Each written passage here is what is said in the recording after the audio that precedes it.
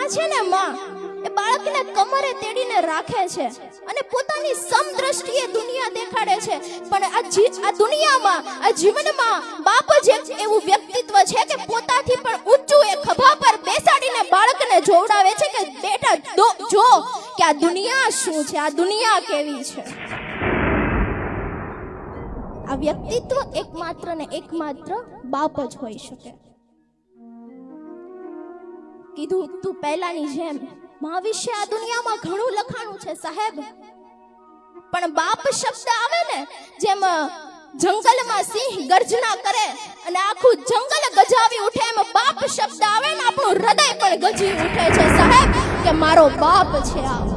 અને એટલે જ કદાચ એક કવિએ લખ્યું છે કે બેટા તું ચિંતા ના કર, હજી હું બાપ બેઠો છું। બેટા તું તકલીફ હોય તો મને કે, હજી હું બાપ બેઠો છું। બેટા તને શું થયું છે તું ચિંતા ના કર, તો હજી હું બાપ બેઠો છું। બેટા તને જે કંઈ પણ જોઈએ ને તું મારી પાસે માંગી લેજે, હજી હું બાપ બેઠો છું। આ છે બાપ। આપણે ક્યારેક પડી જઈએ છીએ, માતા આપણને ઊભા કરે છે, પણ પિતા એ આપણને શીખવાડે છે કે બેટા તું જાતે ઊભો થા। જીવનમાં જ્યારે પણ આગામી દિવસોમાં તને પરિસ્થિતિનો સામનો કરવો પડે ને ત્યારે તું જાતે ઊભો થતા શીખીશ। આ છે બાપ। સવારે વહેલા ઉઠીને કામે જાય છે અને થાકીને ઘરે આવે છે, છતાં પણ પોતાના થાકનો ક્યારે ઇઝહાર નથી કરતા કે આજે હું થાકી ગયો છું, અને બસ એવો જ વિચાર કરે છે કે મારા બાળકો ખુશ હશે કે નહીં, મારા બાળકોનું ભવિષ્ય એ સમર્થક છે કે નથી, મારા બાળકોનું ભવિષ્ય એ ઓકે છે કે નથી, બસ આવા જ વિચારો કરતો હોય છે બાપ।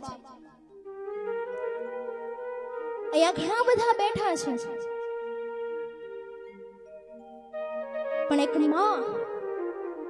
માં જ્યારે આપણને ખીજાય છે ત્યારે આપણને કઈ ફરક નથી પડતો, કેમ કે માના શબ્દો એ પ્રેમાળ શબ્દો લાગે છે આપણને, પણ ક્યારેક આપણને બાપ ખીજાય છે તો આપણને કઠોર લાગે છે, ગુસ્સેલ લાગે છે। પણ સાહેબ જ્યારે ઉનાળામાં એ સૂરજ ધમધમતો તડકો આપે છે, પણ સાંજ પડતાની સાથે કેમ છાંયડો આવી જાય છે, એવો જ તો આ બાપ છે કે થોડી વાર એ ગુસ્સે થઈને આપણને આપણા રસ્તે મૂકી દે છે ને પછી ઓટોમેટિક શાંત થઈ જાય છે। એ છે બાપ।